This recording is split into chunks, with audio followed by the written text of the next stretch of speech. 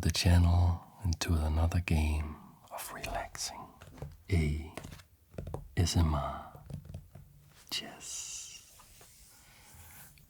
So we go back to 1881 to find a little gem on the chessboard with our friend the Black Death, Joseph Blackburne, with the white pieces in this game, playing against one of the masters of the time that has since been forgotten a little bit by history. So with the black pieces we have Schwarz, which works out because the game was played in Berlin, and Schwarz is German for black. Blackburne opened up the game with e4, best by test, and we saw pawn to e6 by Schwarz. This signifies the French defense. We go into the absolute main line with d4 and d5. So how will Blackburne handle this defense by his opponent almost 150 years ago, closing in on 150 years ago? Before we learn that, I want to thank our sponsor, Brilliant. Brilliant is where you learn by doing, with thousands of interactive lessons in math, data analysis, programming, and AI. And you learn through these super cool little mini games that teach you everything through first principles. I have always loved math, but the way I was taught in school didn't work for me, and so I've always been rather intimidated by the subject. However, Brilliant makes it intuitive and easy, and now I'm fast catching up. You should seriously give it a go. And to try everything Brilliant has to offer for free for a full 30 days, just visit brilliant.org/ASMRchess, scan the QR code on screen, or use the link in the description. That link will also give you a 20% discount on an annual premium subscription. He played a version of this that is called the exchange variation, named so because white captures on d5, and after the recapture we have this position. This is nothing spectacular. This is just getting out of the opening, trying to get a playable position, and then trying to outplay the opponent a little later. We see knight coming out to c3. A little bit of an attack on this pawn, but it is adequately defended by the queen, Her Majesty the Queen.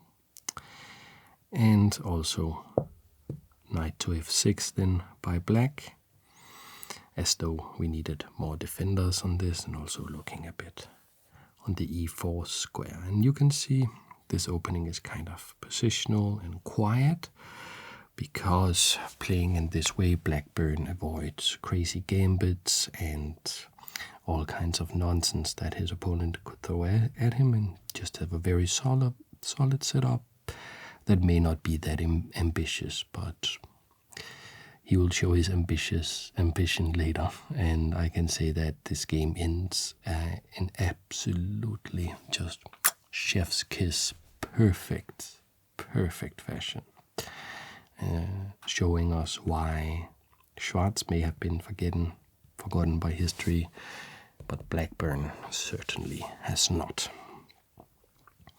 So after this knight move, we get another knight move, knight to f3, also looking a little bit at the center, all quite quiet. We have a bishop to d6, so breaking the symmetry a little bit. Blackburne says, now let's keep it symmetrical. Let's go bishop d3. And here we leave it up to our opponent, Schwarz, to figure out, does he want to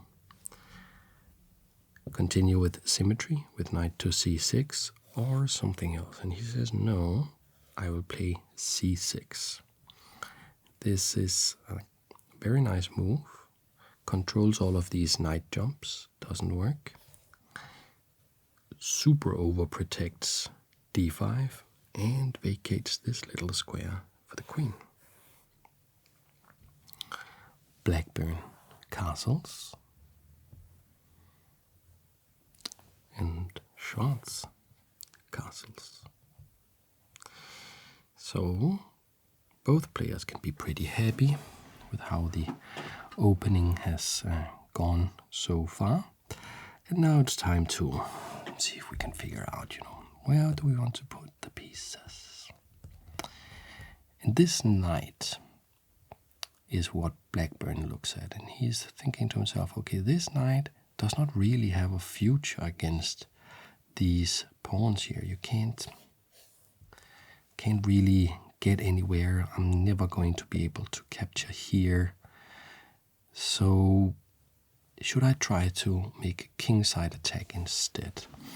Well, if I want to make a kingside attack, I need the knight closer. I should start moving it now, probably, because the knight has short legs. It can jump over stuff, but it takes a while for it to get to the other side of the board. So knight to e2, with an idea that will very soon be revealed. Schwarz plays his bishop out, a very nice move. Bishop to g4. This attacks this knight, and currently the knight is not defended by the queen, so we would have to capture with this pawn, possibly weakening our king quite a bit. Blackburne is not really concerned about that. He just plays knight to g3. Once again, the queen can see the knight. Everything is in order, and this knight has now gotten quite a bit closer to the king side, where it can consider mounting an attack. Also, of course, the knight helps out with the defense of Blackburne's own majesty. How to continue from this position as black? Schwarz plays queen out to c7. So this is exploiting the asymmetry of the pawn structure. And now these two are working very nicely together. They are basically impossible to attack due to this very nice pawn formation. And they are looking at this knight and at the h2 pawn. So the intention is to go for a kingside attack for black as well. We have to, get the rest of the pieces out for white. So we want to move probably this bishop. But where do we put it? I would think that a move like bishop to this square here could maybe be pretty good. Because this knight is only defended by a pawn, maybe we can threaten something similar. But no, that move actually isn't that good, because this knight probably wants to move anyway to a square like this, where it would then be attacking our bishop. Our bishop wouldn't do much here. So the bishop's not coming out like that. It's actually just going to e3. It's not going to e2. We will see why in just a moment. It just comes here because this is the best square it can go to currently, given that this square is not actually that beneficial for us.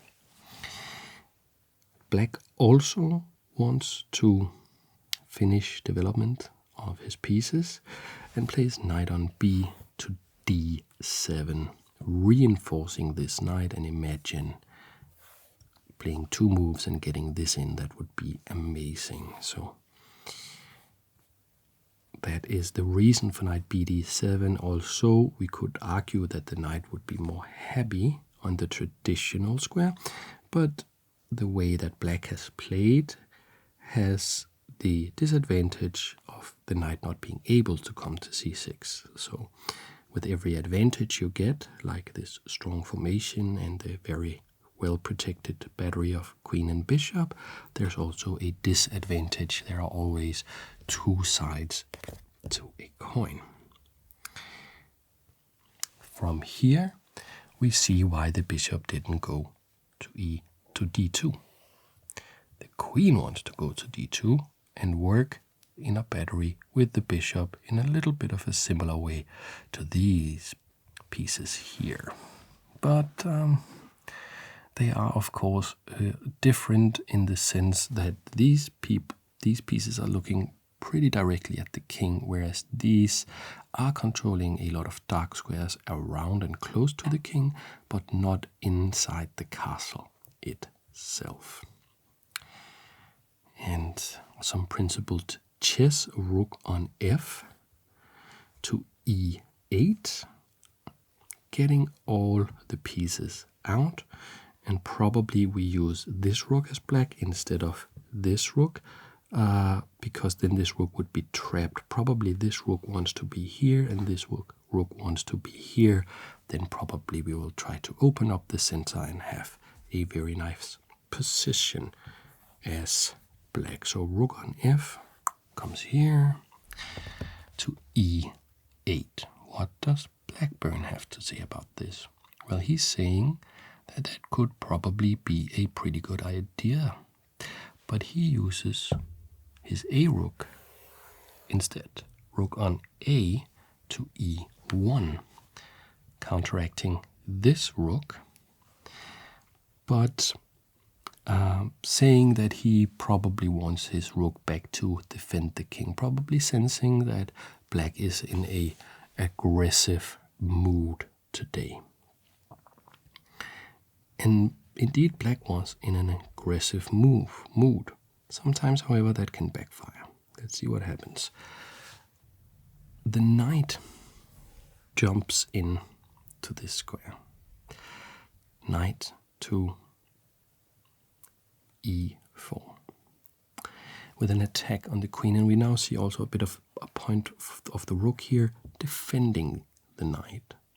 So there are two attackers, but there are also two defenders.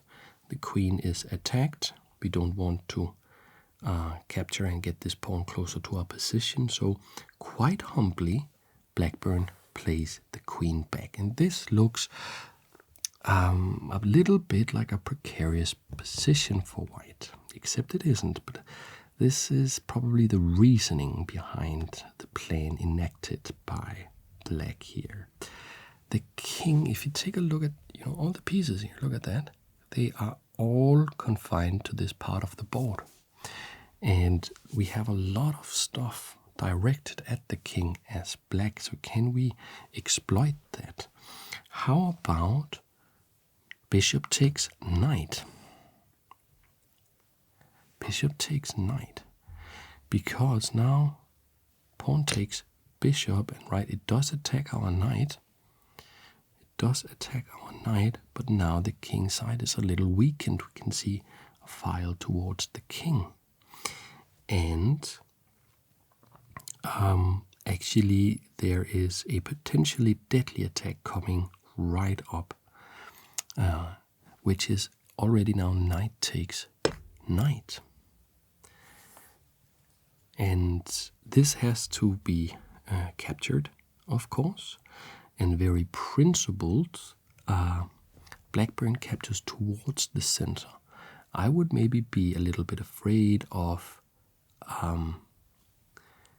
not having access from my pieces to come back and help the king in the defense, but Blackburne is not afraid. He plays h takes, and he has a very, very particular and nice idea in mind. So what was black's point? Why did black go for this? Well, a sacrifice. Bishop takes g3. And this is maybe a little bit of a bolt from the blue, because it looks like we can just capture it, but actually that's not so nice, because after the queen recaptures with check first of all, black can take a draw at leisure. If black wants to draw this position, it is as easy as just check, only one move, check, check, check, check, and threefold repetition, and no win for Blackburne with the white pieces. He is of course trying to win. So that's already annoying. And the problem is that there may be even worse coming. The rooks may try to swing over and aid in the attack, and the knight may try to come in. So even a draw may not be the logical result of this position. Maybe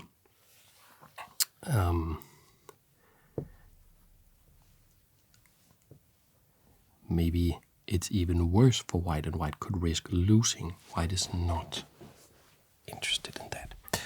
So what did Blackburne do? He played this move, King G2, with an attack on the bishop. Now the bishop really is attacked, not because it can be captured by the king, it can't, but after this, the queen can't come in and white is winning.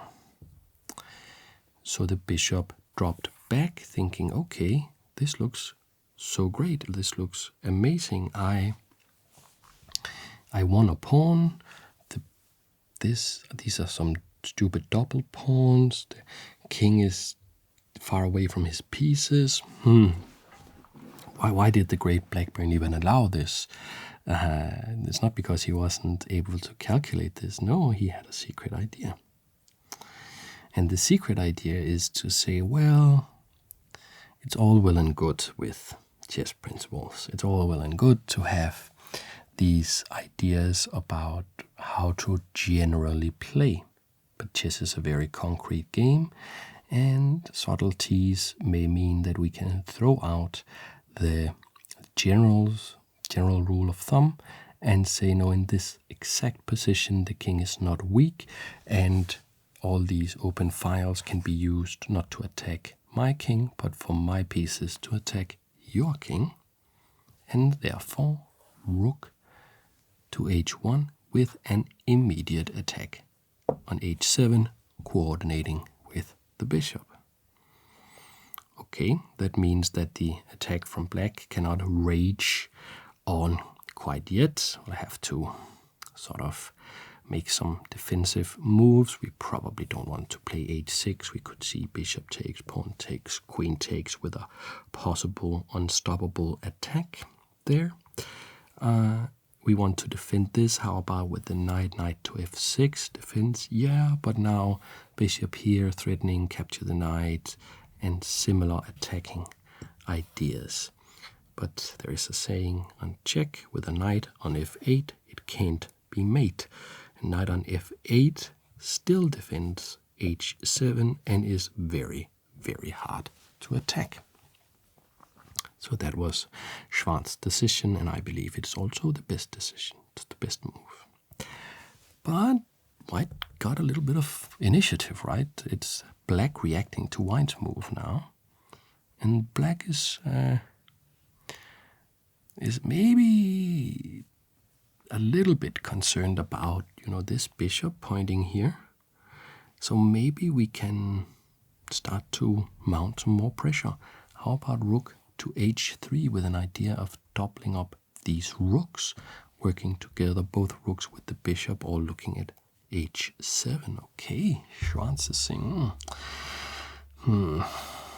let's start out by blunting this bishop. This bishop is really a very strong piece and quite annoying, but we can blunt it, have it bite on granite by playing pawn to g6. Now the bishop cannot see h7, so we don't need that many defenders for h7. The knight should be adequate even after rook on e to h1. The rook is not really threatening to come in and capture because takes with the king. So this is what we saw, and Blackburne did indeed play rook to h1.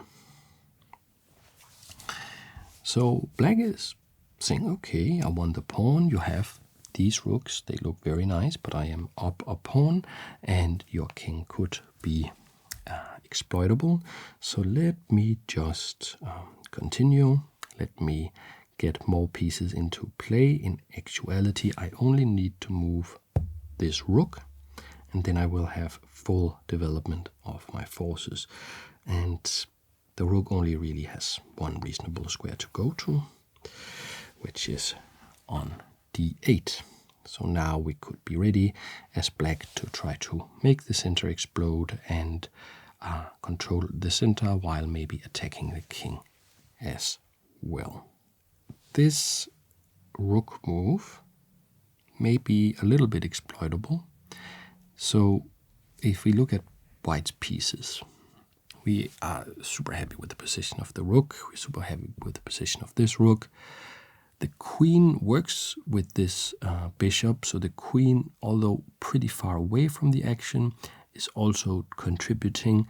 This bishop is okay still looking at the king side, but we are starting to think about what could be a way to improve this bishop, and also this bishop is not being very active.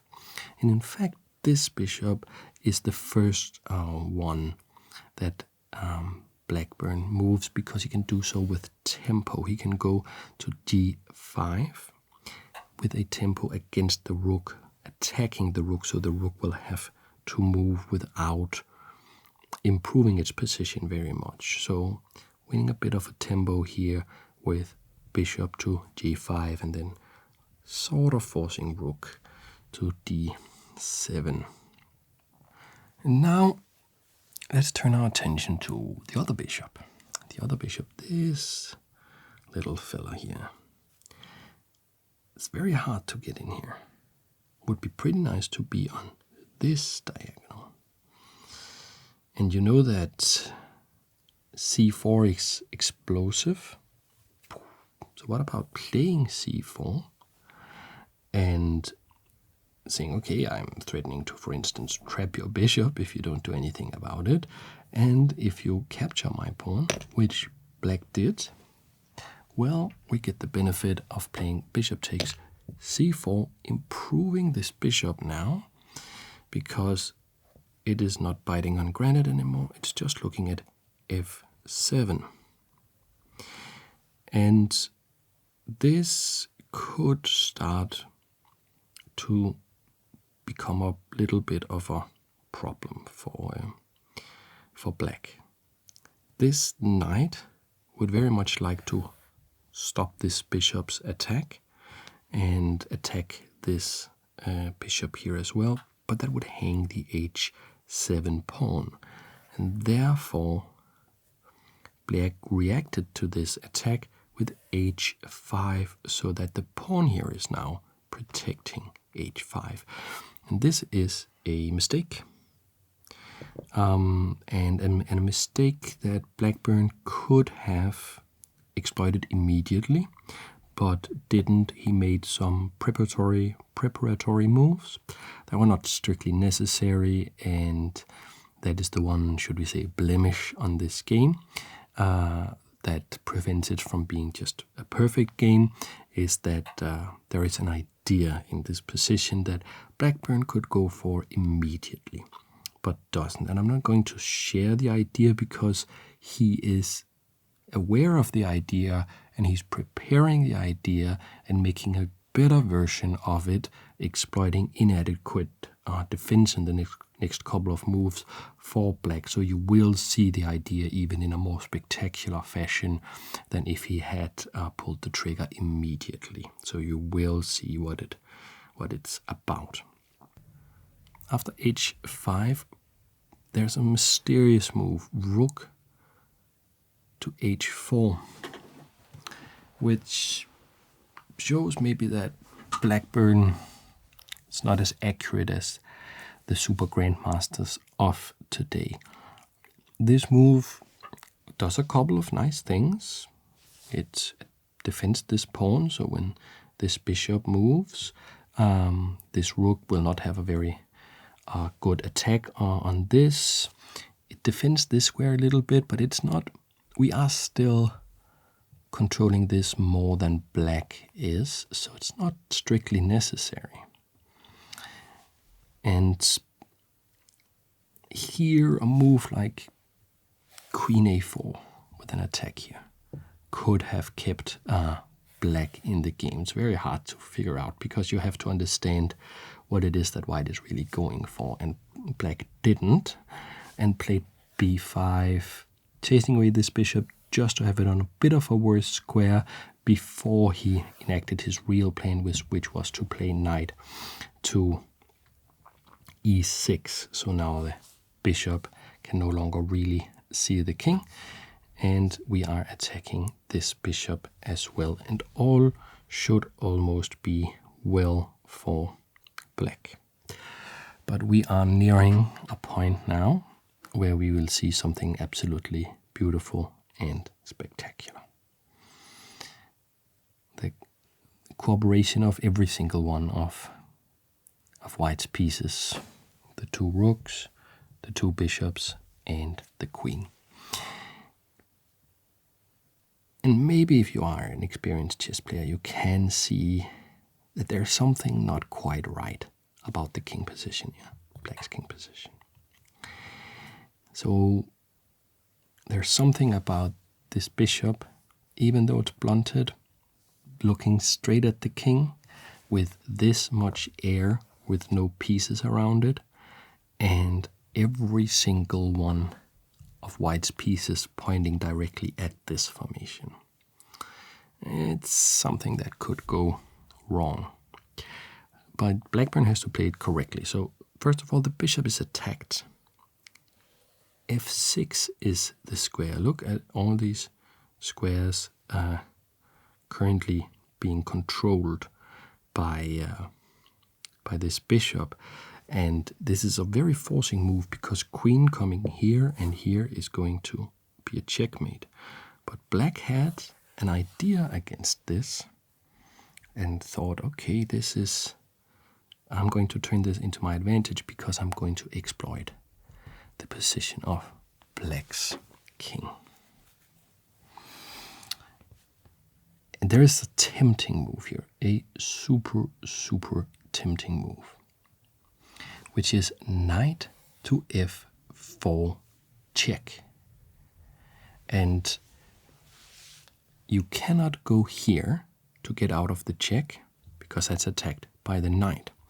If you go to this square or this square, you notice both of those are in the scope of this bishop, meaning that this check is check from the bishop, and you can't even interpose something because it's double check. We're going to pick up the queen. If we go here, it's not double check, but it is still, we are still going to pick up the queen. If we go here, it's a fork. We're still going to pick up the queen. Maybe going here, but now the queen can't come in with the checkmate threat, and we should have a very nice position here. Can come in with this rook, for instance, being defended. There's a lot of attacking potential here. But this is an ASMR chess video, and you know, if I am showing a game from the 1800s, it is probably because it is really beautiful, because they played what we call romantic chess with lots of brilliant sacrifices and a lot of dynamic play. And there's probably some of that if I am showing this video, because I'm showing the game in a video, because you know, that's one of the beautiful things about chess for me. And there is just an absolute killer move for white here that Blackburne had been preparing for some time. And can you find it? If it's a game from the 1800s, sometimes it's good to start at looking at like the worst possible moves and see if there's some hidden benefit to them, because that's you know, when you search, you can search for beauty the places you least expect to find them. To find it, it's kind of a little thing from life as well. So what is the move after this check? How about saying I don't want to move the king. How about capturing the knight? Because after the knight moved, the bishop is actually looking right at the king again.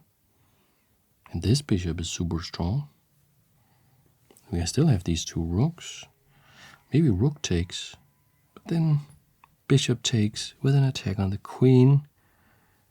Is there something better? How about, drum roll, queen takes? That is a move and a half. I love chess. Look at that. Look at that. So, is this correct? Yes. This is the correct move. It is the best move. It forces checkmate in 6 moves. How though? Because obviously, bishop takes queen. You just sacrificed your queen. The bishop is even protected by the queen. You can't really come in and capture. No, I can't. But I can just sacrifice some more pieces. Because I only need 3 pieces to checkmate. If you've seen the other Blackburne video, you know what I'm talking about. Rook takes h5. Did you see that?